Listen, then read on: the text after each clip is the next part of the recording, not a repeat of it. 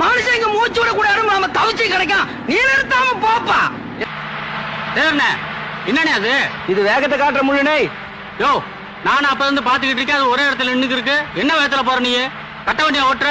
வரசா போற ஆளுட்டு ஒரே குத்தா குத்தி போடுவேன்.